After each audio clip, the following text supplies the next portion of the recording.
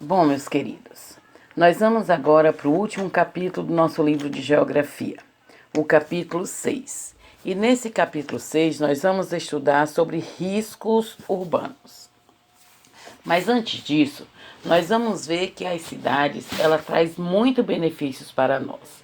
E dentre esses benefícios nós podemos ver as facilidades tecnológicas, podemos ver a proximidade de serviços e atividades comerciais de que necessitamos, o acesso à rede de transporte e comunicação, a diversidade de interações sociais e a riqueza de manifestações culturais variadas.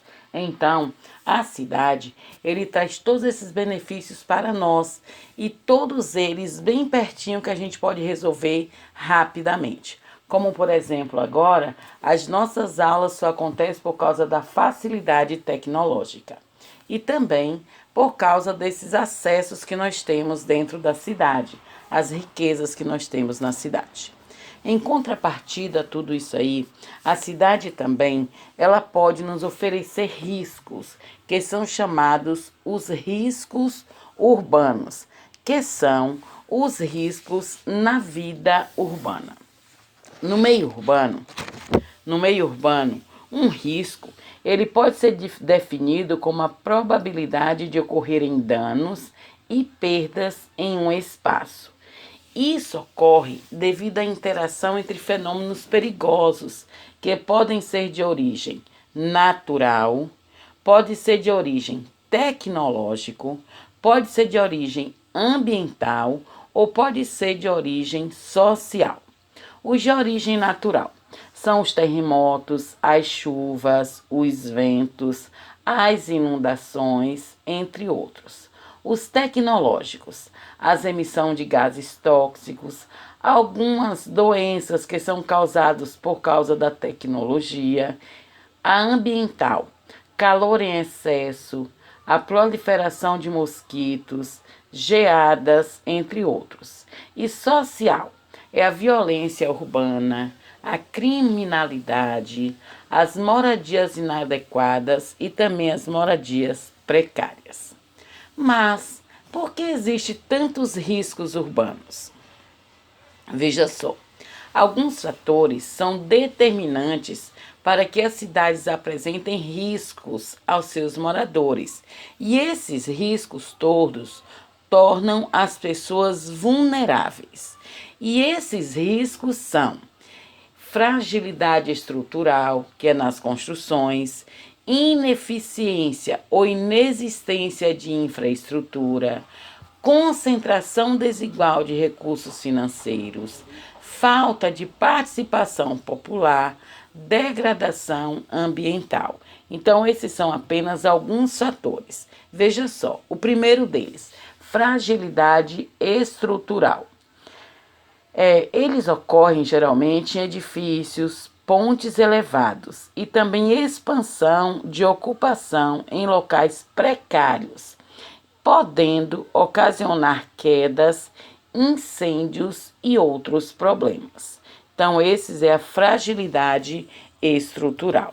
Tem também a ineficiência ou inexistência de infraestrutura, que são o quê? A falta de esgoto, de água tratada, de energia, a coleta de lixo e outros serviços públicos. Então, isso também é um dos riscos urbanos.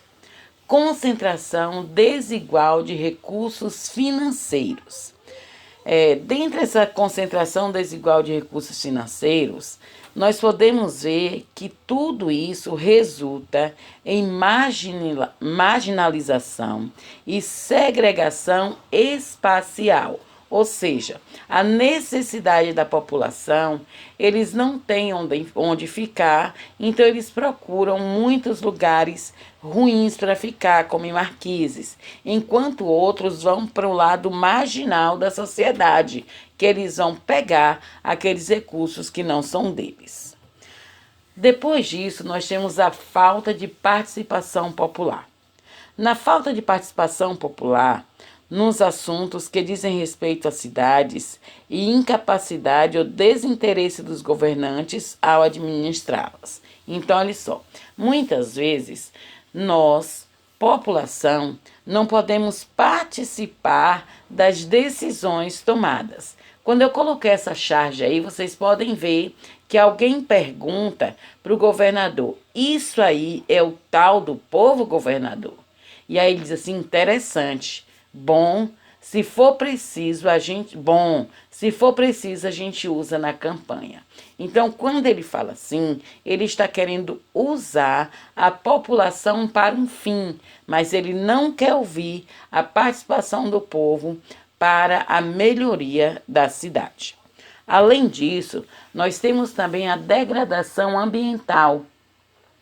Essa degradação ambiental, ela é causada pela expansão urbana, sem preservação das áreas naturais adjacentes, ou seja, sem preservação das áreas que está junto ou próximo daquele lugar que ele está construindo. E entre aí nós podemos ver a poluição das cidades, a destruição do meio ambiente, o lixo desordenado e também a derrubada desordenada da floresta. Então, esses são a degradação ambiental. Então, por isso, é preciso ter um desenvolvimento sustentável.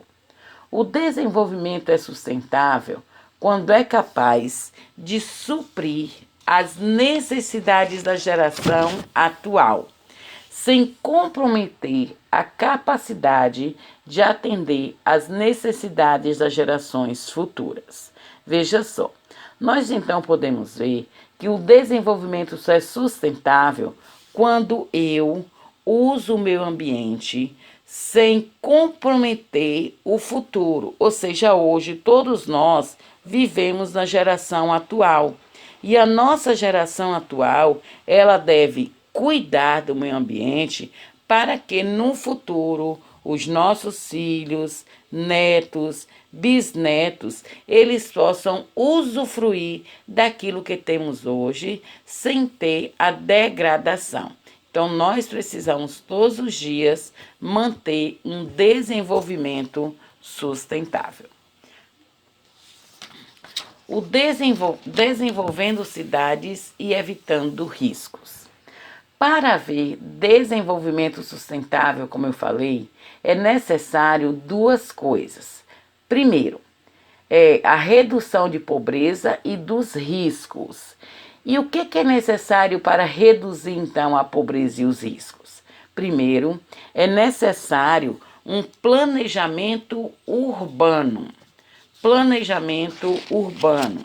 O planejamento urbano, ele objetiva a regulação do desenvolvimento e a redução dos riscos nas cidades. Então, a cidade, ela tem que estar planejada para que esse planejamento urbano, ele reduza os riscos nas cidades.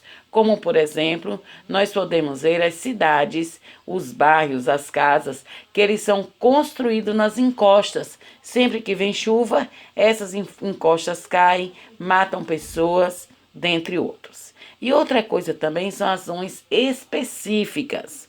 Essas específicas, ela favorece a redução de riscos também, tanto em termos de estruturas já construídas, como na orientação prévia, em caso de riscos naturais. E é importante também elaborar um plano de emergência.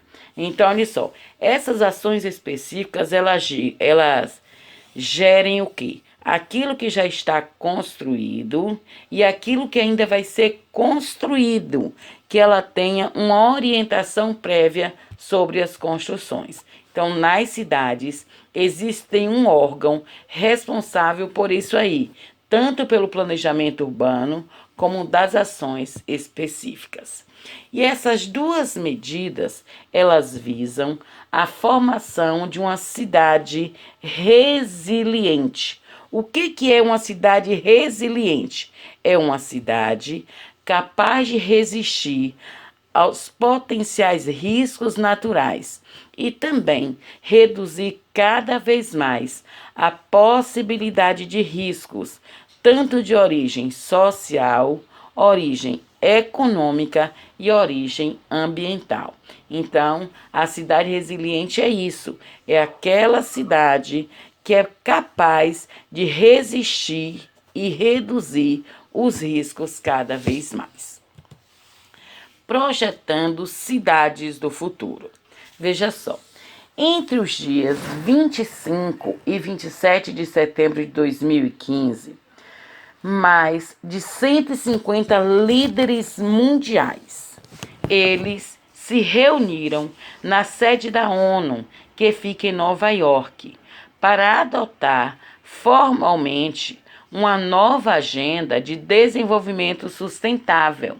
E nessa ocasião foram definidos 17 objetivos. Esses 17 objetivos de desenvolvimento sustentável, que é o chamado de ODS, que devem ser implementados para todos os países do mundo. E um deles diz respeito às cidades, que é o objetivo 11, que nós vamos ver há pouco.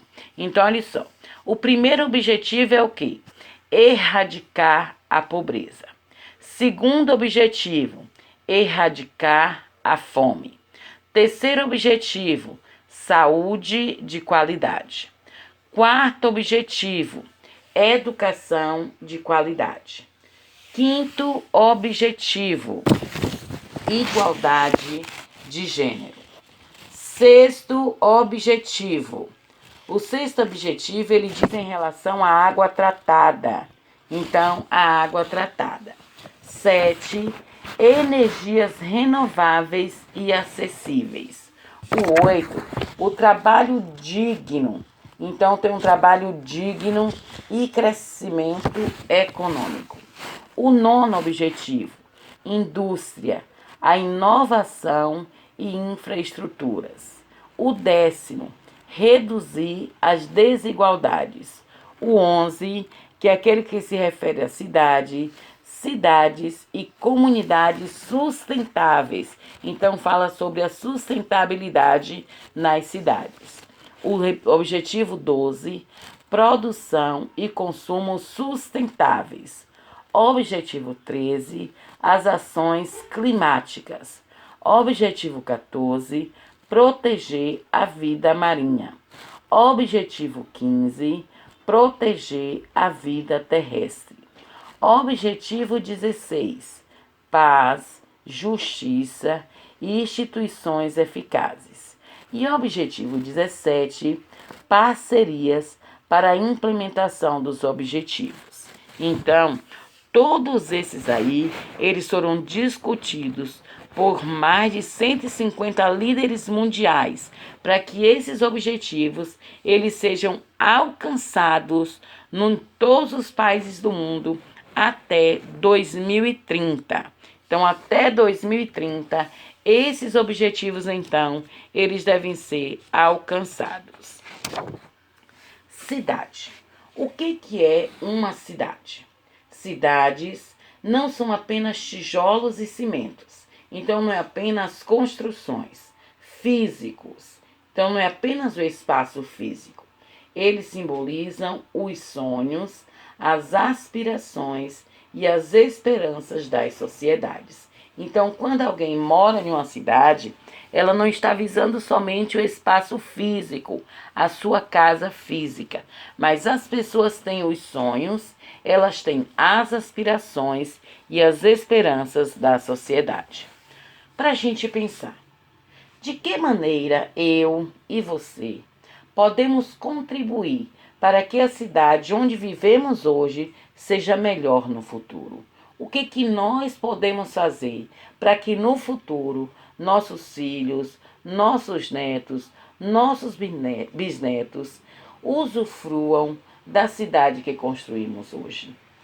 Então, que todos nós possamos construir de maneira sustentável a nossa passagem por esta vida. Que nós possamos, então, ter um planejamento para deixar para os nossos futuros cidadãos, coisas sustentáveis, que eles possam olhar para nós e dizer, realmente, eles viveram de maneira sustentável. Beijo, amo vocês.